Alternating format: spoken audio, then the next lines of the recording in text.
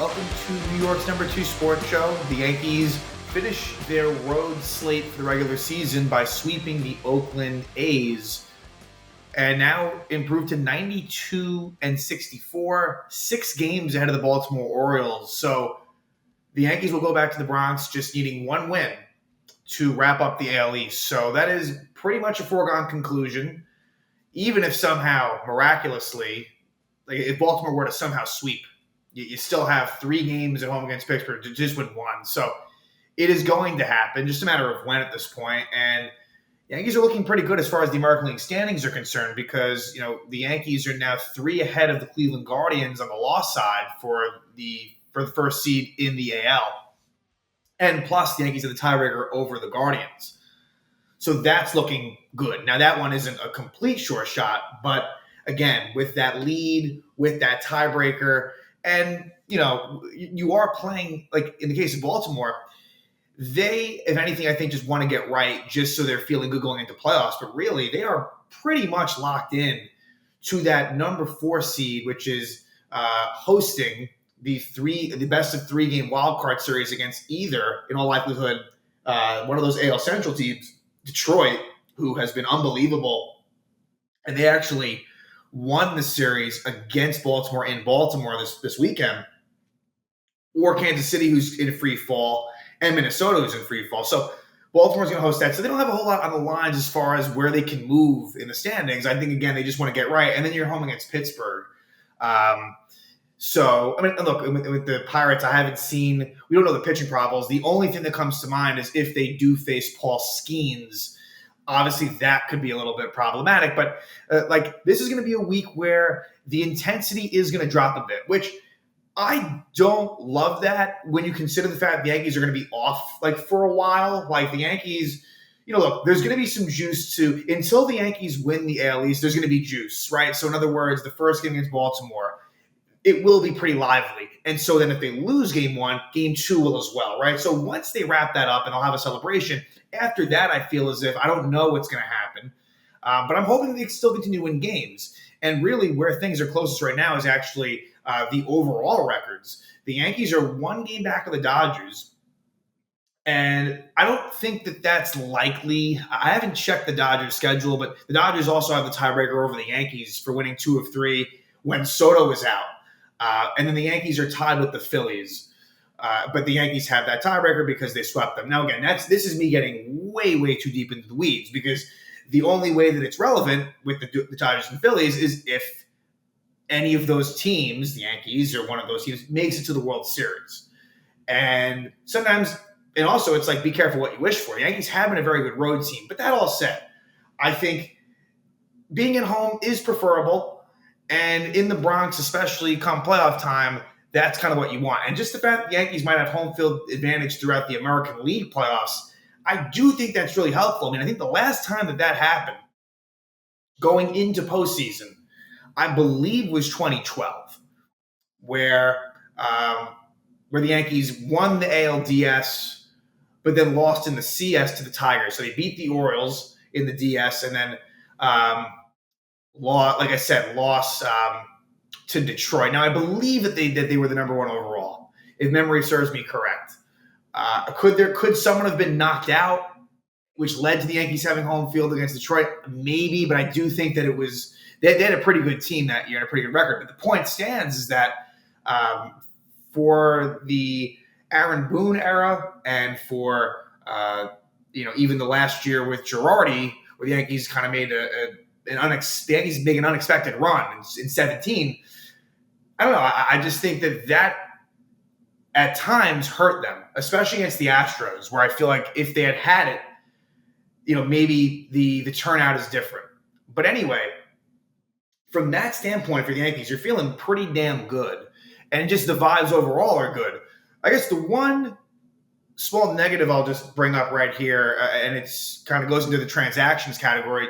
Jake Cousins, who I mentioned last episode, and please like and subscribe, would be very appreciative and helpful to the channel.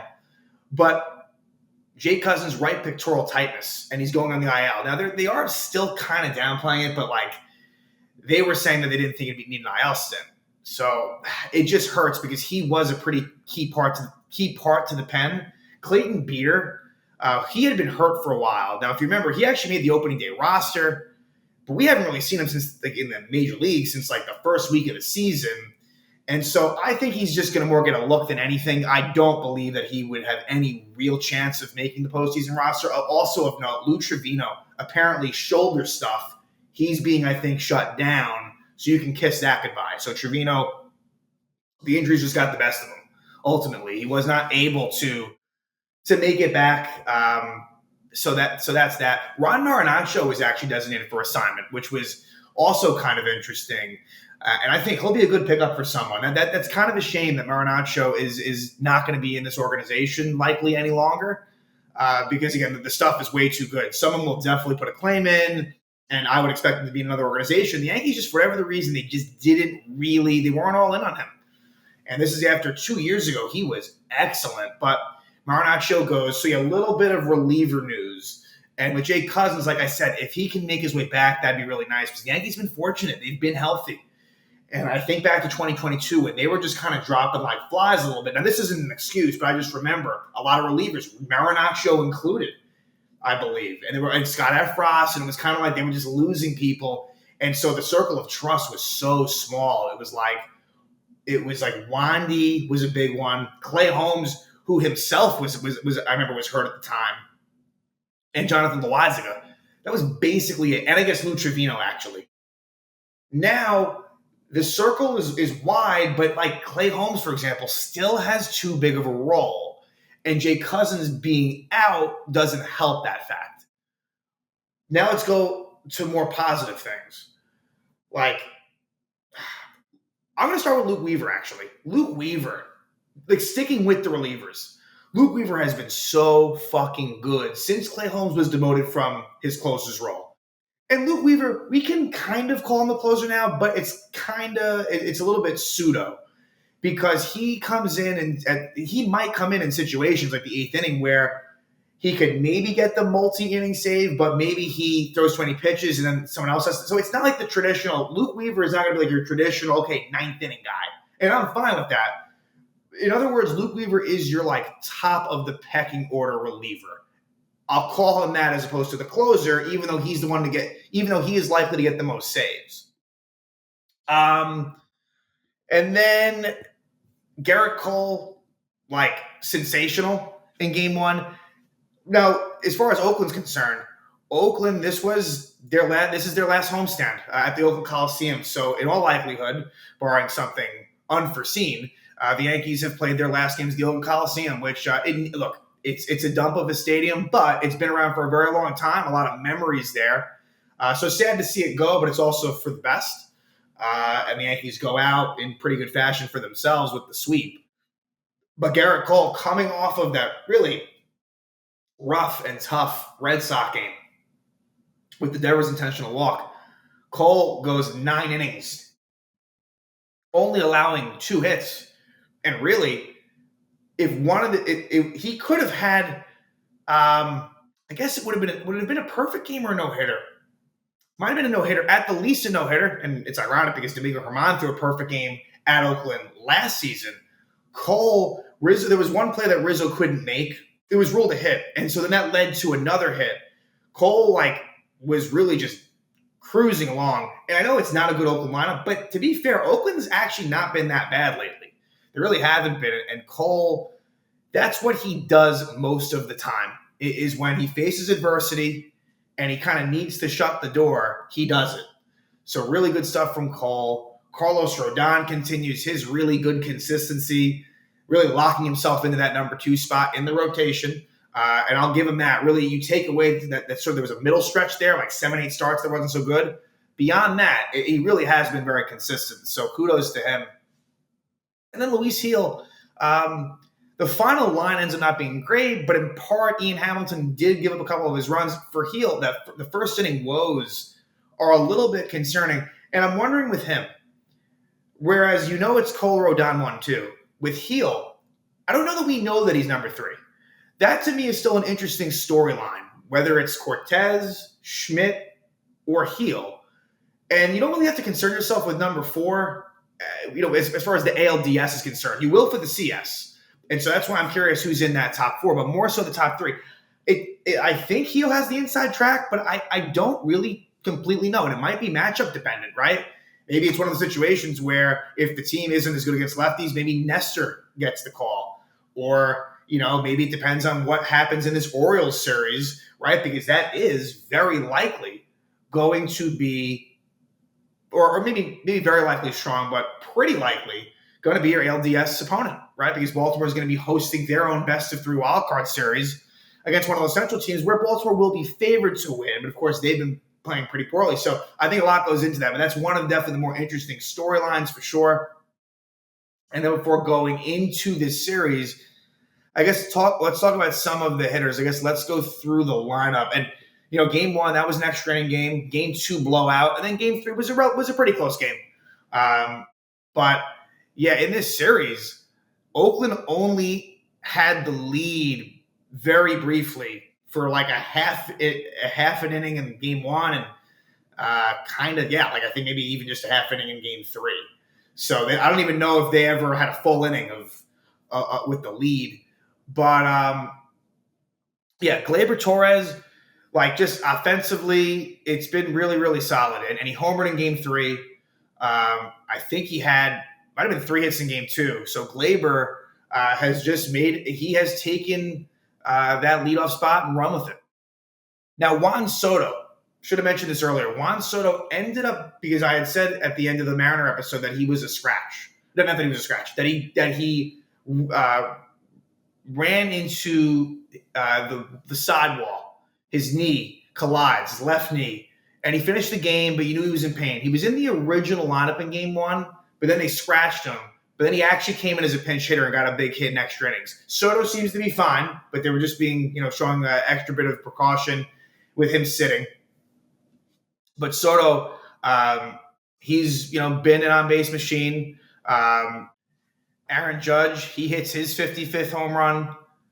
And for him, he is now trying to possibly maybe make a run at 60. I don't think it's going to happen for a number of reasons. He has 6 games, but will he play each of them? Probably not, would be my guess. As much as he wants to, I don't think that's going to happen. And for Judge, there's meaning. Obviously, him being from the Bay Area, grew up, I believe, a San Francisco Giants fan, but I think I think he not too far from Oakland. We don't really fully know that story, but Judge homers twice in this series, reaching 55. And Shohei Ohtani, I believe he sits at 53 right now. So that's a little bit of a race, I guess, to see who finishes with the most homers in the majors, as Ohtani has just gone absolutely bonkers lately.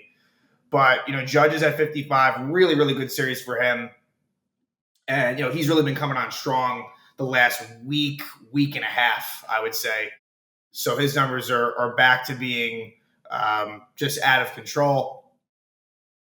Jazz Chisholm Jr., again, just going through the lineup. Chisholm Jr. has been struggling a bit at the plate. Not concerned with him, but he hasn't, really done a whole lot. And I actually want to see his Yankee numbers and see where it kind of comes out to. I mean, still good, right? Because obviously he had gotten off to a really strong start. Like, if you just look at that, you would take it for sure. With obviously a shit ton of steals, hitting for really good power with 10 homers and 41 games as a Yankee, but the numbers are not as gaudy as they originally were.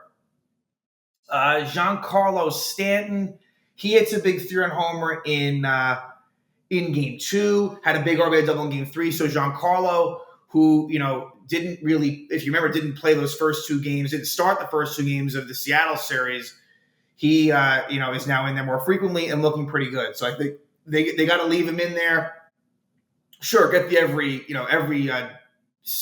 maybe 1 out of every 4 days he gets time off, but I definitely wouldn't do it too often. I think he's someone that really depends on timing. Jason Dominguez, he homers in the series, actually homers in game 3. He's looking better at the plate. Still don't love what I see defensively, but he is looking better offensively. Now, he didn't start game 1. He came in as a pinch runner, actually, for Stanton in game 1. but Dominguez did start games 2 and 3. Anthony Rizzo. So Rizzo ends up getting a pretty big hit actually in extra innings of game 1. But again, for him, the power is pretty non-existent. But there's the big thing I'll say with him. The defense is good.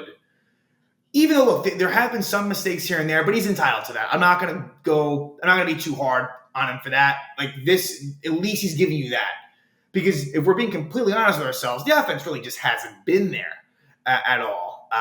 But look, if he's batting 8th or something like that, you can kind of live with it, and you don't really have many other options besides like Oswaldo. Trent Grisham gets the rare start because of the fact that they scratched Soto last second. So that got Grisham in there, and we haven't seen him in forever. And I think he's someone that's right on that bubble for the playoff roster because really there's just no role for him. He might make it just because if there's a spot to be had, he'll be on there just because. But if they're really trying to have it be players that are going to be of use to them, I don't see how he is. Oswaldo Cabrera, he gets the start in game 2 because they went with a very right-handed heavy lineup. And we know Oswaldo's not as good as a righty, so he didn't really do much in that game. John Birdie, we've seen him almost exclusively as a pinch runner. However, he starts game 2, and this was John Birdie's first start since coming back, and actually got a couple of hits. So John Birdie, it's funny, like on the season, he actually has like a pretty halfway decent. He has like a 283 batting average. Again, only 60 at bats. We're not talking about much, but Birdie, if you need him in a pinch, he could come through. This was a good series for Anthony Volpe. So Volpe was a bit of a offensive star for the first couple games. 3 hits and a couple of big RBIs for Volpe in the first game. And then game 2, he homered. Pretty mammoth shot as well. So for Volpe, you hope that he's maybe starting a hot streak. I don't know that that'll happen, but again, those first 2 games were pretty good for Volpe. And then Verdugo didn't do much to my recollection. And, come to think of it, Verdugo actually only started game 1. And now I'm looking at his numbers. He actually really has been very cold. Verdugo did come in for defensive purposes, and I think we might see that. And I agree with that. Him coming in for Dominguez and left, that might be, part of the Verdugo role. But yeah, he's not hitting for any power. So look, Dominguez is the, no question about it, tougher hitter. And the only role that Verdugo could have, which is, again, kind of foolish, is him starting against lefties, which, again, is kind of ass backwards. And then lastly, the catchers, Austin Wells did get a hit, an RBI hit at that, and a pretty big one in game 3. But like I said recently, Wells has really been struggling a lot. I think he could actually use a little bit of a blow. Not to say that Trevino is going to really give you much of anything, but I think that Wells is someone that could use a break, right? I think for some of the younger guys that aren't used to the grind of the full season, that time of action might do them well. So anyway, Gerrit Cole, just absolutely brilliant. 9 innings, 2 hits, 1 run, 1 walk, 7 strikeouts. He wins and improves to 7-5 for Oakland. It was a pretty good outing for the right-hander, JT Ginn. 5 innings, 4 hits, 1 run, 1 walk, and 4 strikeouts for him. Again, not a lot of offense to speak of in this game. And it would be, let's see. Oakland would score in the bottom of the 4th. And that was where Lawrence Butler singles off of Rizzo's glove. And it was a play that could have been, it was hit hard. But that ends, the perfect game at the time. I want to see, when did Cole allow a walk? I feel like it probably, it was in the 7th, and there was a double play, right? So it could have been the minimum is what I guess it could have been technically. But either way, ultimately that single kind of prolongs the inning to the point with 2 outs. And at this point, the runner is at second base in Butler. He's still second. And with 2 outs, Shea Langoliers gets an RBI single to give the A's a 1-0 lead. Then the top of the 5th, a 2-out rally. A Rizzo walk, a Grisham single makes it 1st and 3rd, and Volpe shoots it the other way, which is when he's doing that, he's so much more effective. It makes it 1-1. Ties it up. But from there, both sides were pretty much shut down. And let's just go to extra innings. So TJ McFarland, the lefty, comes on. Dominguez is the runner at second. And very similar to what we saw in Seattle game 2 there. Dominguez at second, Rizzo at the plate. Rizzo singles. So whereas he doubled in Seattle, he singles here.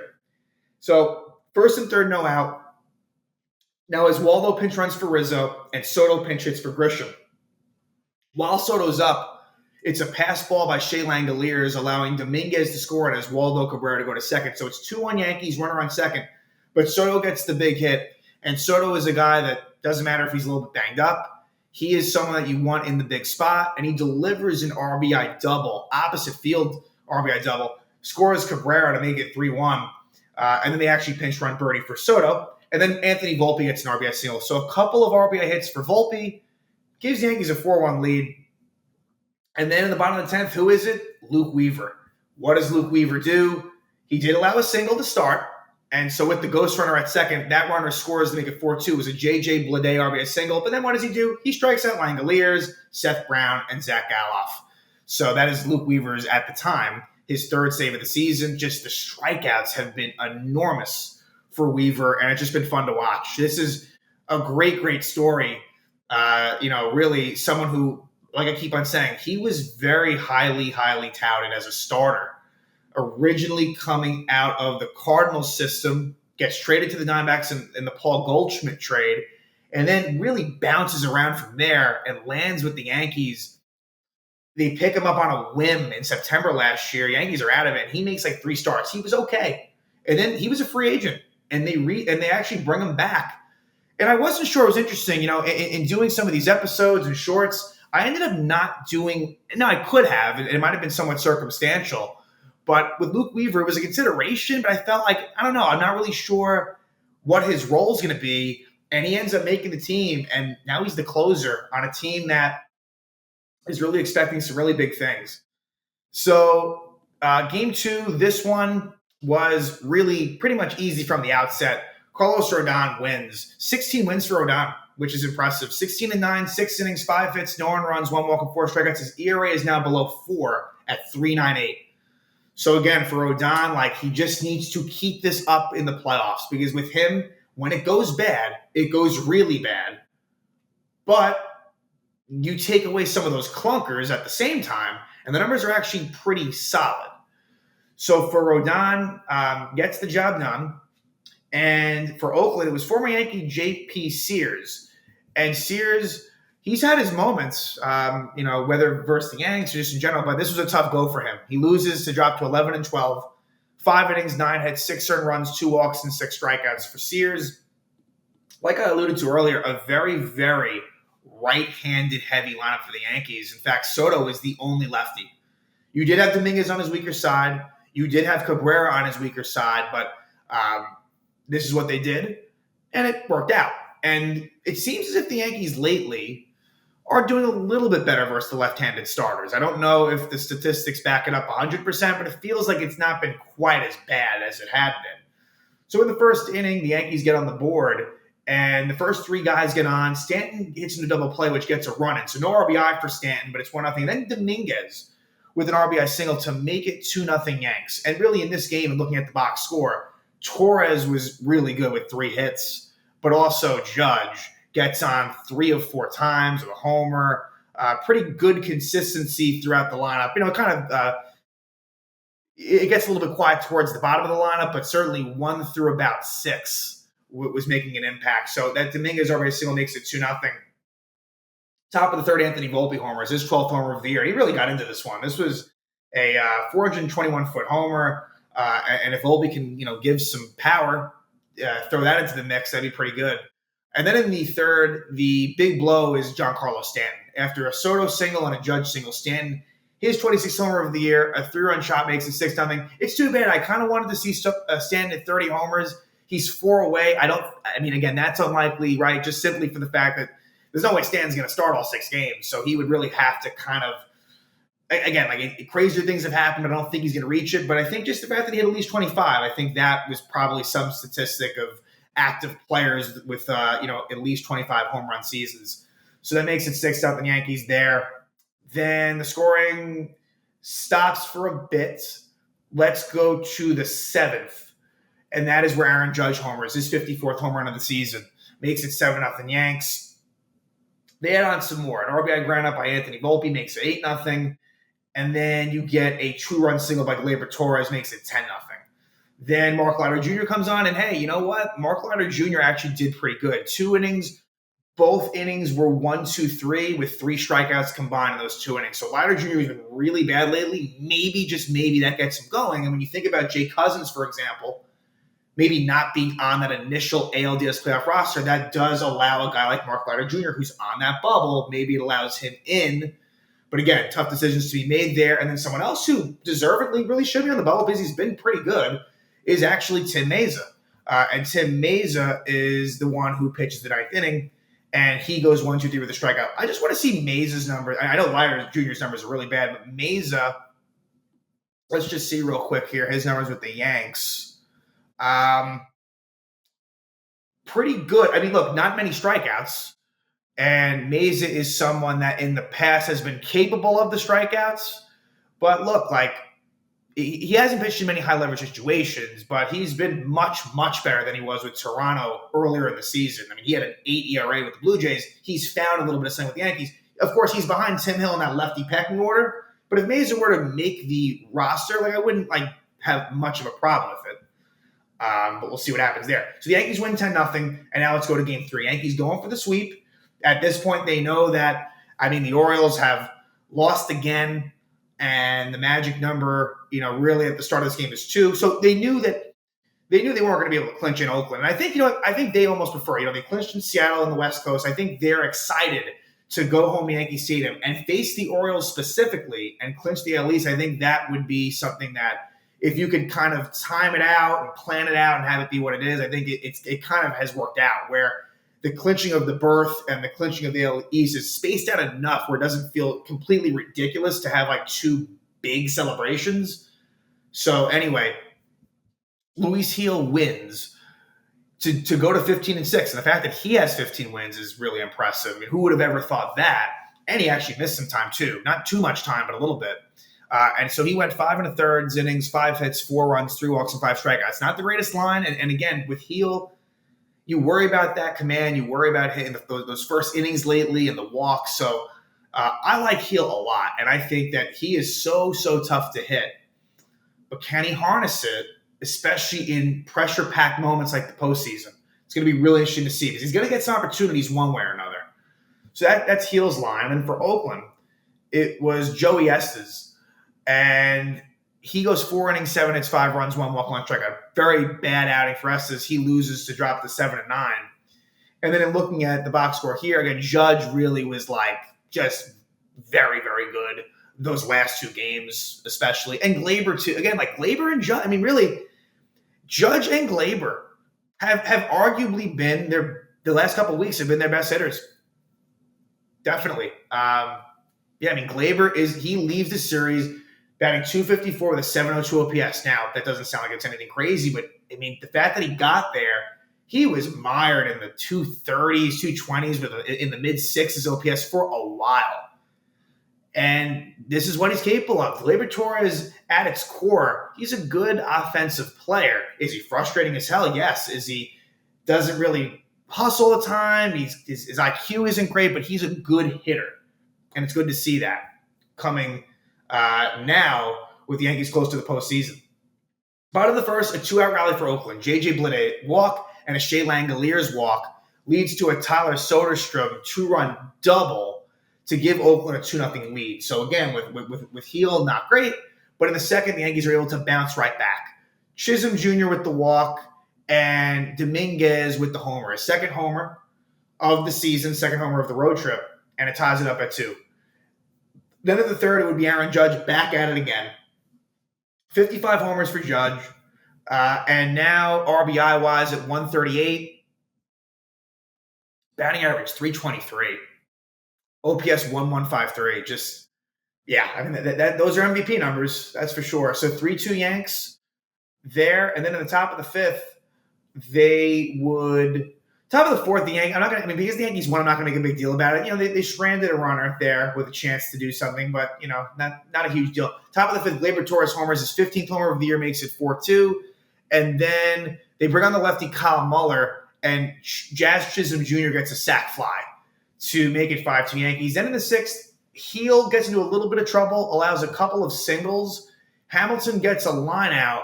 But then Ryan Noda, the pinch hitter, gets a 2-run double. So the runs are charged to Heel, but Hamilton has been really good. And ultimately, Hamilton does get out of the inning with the Yankees leading. I think Hamilton is going to be a big part of that circle of trust. And so this was, I guess, maybe his first somewhat negative outing, but really all it was he just gave up one hit. So then in the seventh inning, the Yankees do get one run back, and it's Giancarlo Stanton with a 2-out RBI double. Pretty big hit. Makes it 6-4. Vincent Hill with the 1-2-3 7th inning. I mean, Hill, let me see his numbers because those, I've got to be, really, really good. Not the strikeouts, but, the ERA and the whip. So for the Yankees, a 1.93 ERA with a whip of 1 flat. Only 17 strikeouts in 42 innings, but, look, he's been really, really, really good. And I think he's someone that, will get that occasional big at-bat versus a lefty.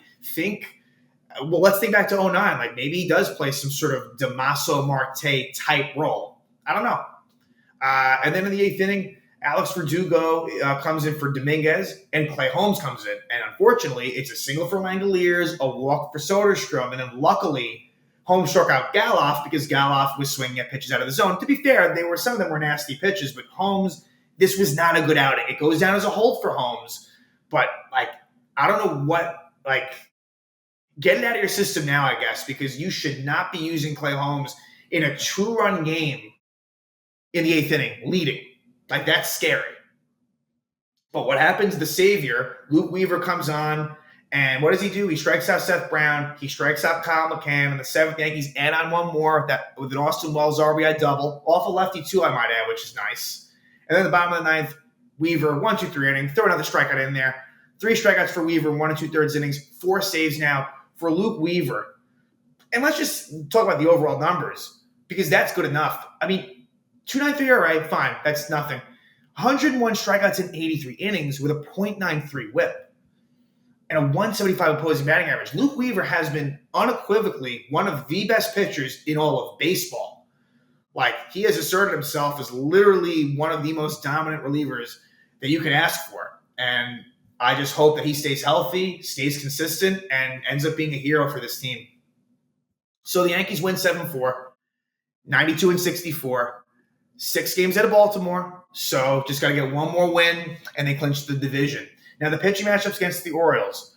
Dean Kramer against Clark Schmidt. So the interesting thing is they flipped Schmidt and Cortez. I'm trying to think of the reason why, because I'm sure there was one, but they did make that switch. So Schmidt's pitching game 1, Cortez is pitching game 2.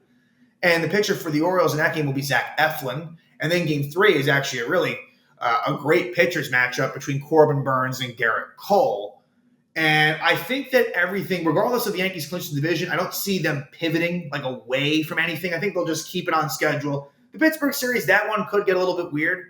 I could see that one kind of being a strange series, but I hope the Yankees, pedal to the metal for the Yankees. Don't take your foot off the gas. Get as many wins as you possibly can. Ensure you win the division. Ensure you take the American League. And hell, try to see what you can do as it pertains to the Dodgers and Phillies, and try to finish as high as you can in the standings.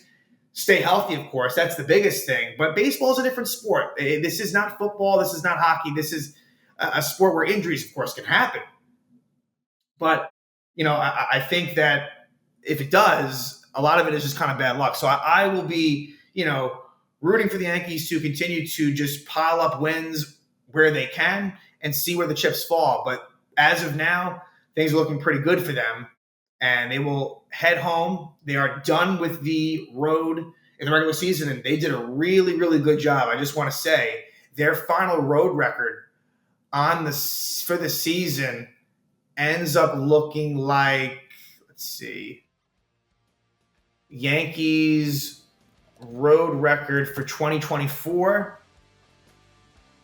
is 50-31.